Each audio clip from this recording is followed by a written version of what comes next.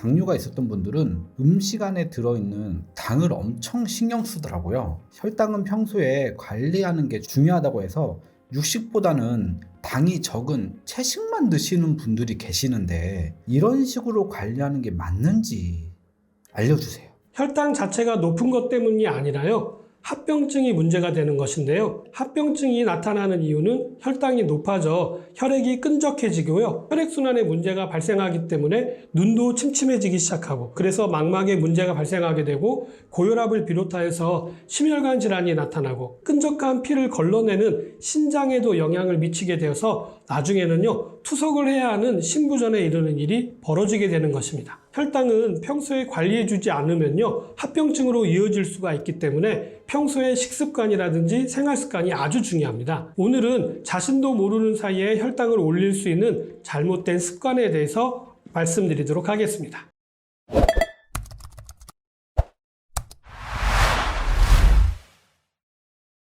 먼저 아침을 거르신다거나 선식이나 과일 주스로 해결하시는 습관은 안 좋은 습관입니다. 아침을 거르게 되면은요, 혈당이 올라가게 되는데요. 아침을 먹지 않는 사람들의 당뇨병 발병률이 약 21%나 높았다고 합니다. 아침을 드시지 않으면요, 혈당을 높이는 호르몬인 글루카곤과 코티졸 분비가 많아지게 되고요. 두 호르몬 과량 분비가 반복되면서 혈당을 낮추는 호르몬인 인슐린의 기능은 떨어져서 오히려 당뇨병을 유발하게 됩니다. 이뿐만 아니라 아침을 드실 때요, 선식이라든지 과일 주스 같이 간편하게 마시기 좋은 형태의 것들을 아침 식사 대용으로 많이들 선호하시는데요. 콩이라든지 율무, 귀리 등의 몸에 좋은 통곡물이 들어있기는 합니다만 먼저 볶아서 익힌 형태로 소화가 용이해져 있고요. 가루로 되어져 있으면서 통곡물의 특징을 잃어버렸기 때문에요. 오히려 탄수화물, 즉 당분이 많이 함유된 식품으로 변질되었기 때문에 혈당을 높이는 잘못된 식습관이 될 수가 있습니다. 과일을 주스로 만들어서 마시게 되면요. 혈당이 급격하게 오르게 되는데요.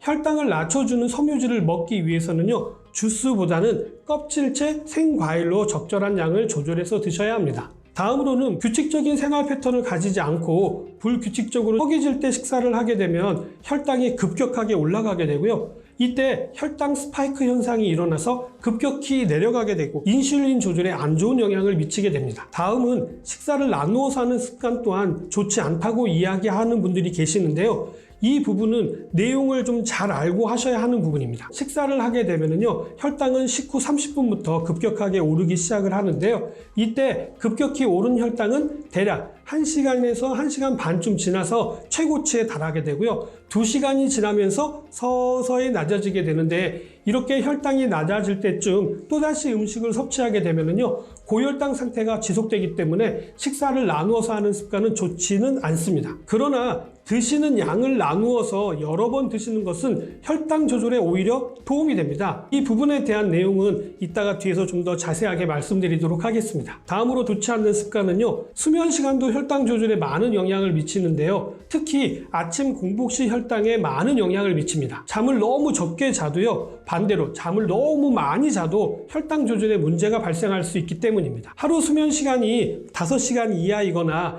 8시간 이상인 사람들은요, 하루에 7시간에서 8시간 정도 자는 사람들에 비해서 장기간 혈당 수치를 나타내는 당화혈색소 수치가 유의미하게 높게 나타났는데요. 수면 시간이 혈당에 영향을 미친다는 것을 알 수가 있습니다. 또한 하루 8시간 넘게 주무시는 사람은요, 공복 혈당 수치도 높게 나타났다고 하는데요. 공복 혈당 장애에는 당뇨 전 단계의 일종으로 당뇨병 인구의 약 2배에 육박하기 때문에 공복 혈당 관리는 아주 중요합니다. 불면으로 인해서 뇌가 휴식하지 못하면요, 신체가 이를 스트레스로 받아들여서 코티졸과 아드레날린의 분비가 높아지게 되고요. 이렇게 잠이 부족하게 되면은 당뇨약을 드셔도 혈당 조절이 잘 안 되는 경우가 많고요. 다른 시간에는 정상에 가까운 혈당인데 유독 아침 공복 시 혈당만 높게 나오시는 분이시라면 수면의 질과 시간을 체크해 보시기 바랍니다. 다음은 나도 모르게 간식으로 먹고 있는 탄수화물이 있는 경우입니다. 고구마라든지 감자, 옥수수 같은 전분이 함유된 식품이라든지 수박이라든지 감 같은 과일 등이 혈당 수치를 올리는 주요 원인이 되는데요. 간식으로 이런 음식을 섭취하시게 되면은요, 식사와 거의 동일한 정도로 혈당 수치가 높아지기 때문에 식사 대용으로 드신다거나 아니면 적절한 양을 드시는 것이 중요합니다. 물을 적게 드시는 습관도요, 혈당 관리에 좋지 않는 습관 중에 하나인데요. 목이 마르지 않아도요, 한 번에 많은 양은 아니더라도 조금씩 자주 나누어서 마시는 것이 좋고요. 두세 시간에 한 번씩 그냥 의식적으로 물을 습관처럼 마시는 것이 좋습니다. 물 대신에 커피나 차를 마시는 분들도 계시는데요. 커피나 차는 수분이긴 합니다만 물은 아니고요. 커피나 차에 들어있는 카페인이 이뇨작용을 촉진해서 몸속의 수분과 함께 칼슘을 우리 몸 밖으로 배출시킬 수가 있기 때문에 물은 따로 추가적으로 드시는 것들을 권장해 드리고 있습니다. 요즘 제로 탄산이 시중에 많이 나와 있고 당분이 0으로 표시되어 있어도요, 무조건 열량과 당류가 0이라고 할 수는 없기 때문에 섭취하실 때 주의가 필요합니다. 특히 당뇨 섭취를 줄이기 위해서 대체 감미료가 들어있는 식품이라든지 제로 음료를 드시는 분들이 많으신데요. 대체 감미료도 단맛이 있기 때문에 결국은 단맛에 길들여지다 보면은요, 다른 식품들을 통해서 당분을 섭취하실 수가 있기 때문입니다. 제로 음료보다는 물을 드시는 것들을 적극 추천드립니다. 물을 자주 드시게 되면은요, 화장실을 자주 가게 되는데요, 소변으로 당을 배출하기 때문에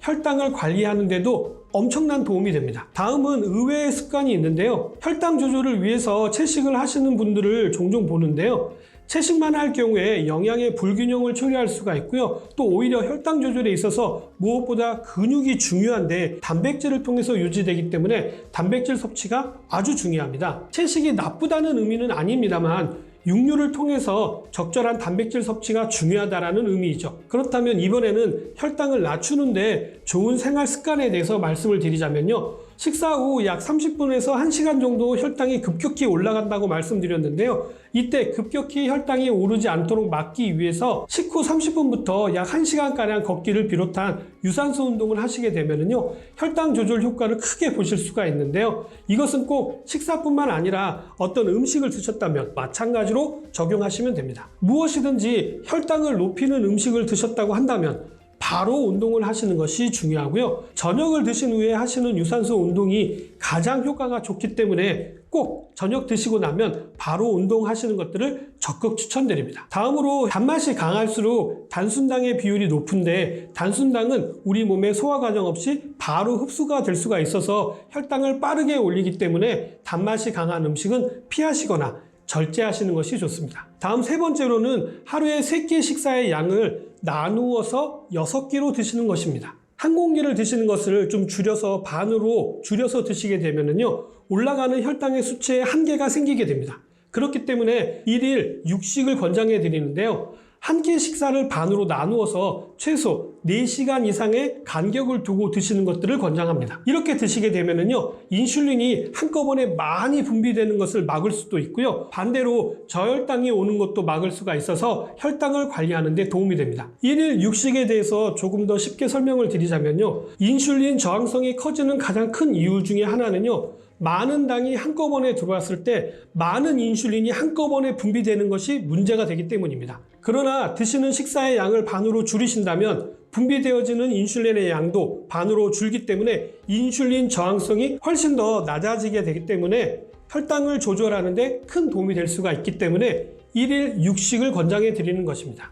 오늘은 혈당 관리에 도움이 되는 생활 습관에 대해서 말씀을 드렸는데 어떻게 좀 도움이 되셨나요? 꼭 실천해 보시기 바라면서 저는 다음 시간에 다시 찾아뵙도록 하겠습니다. 감사합니다.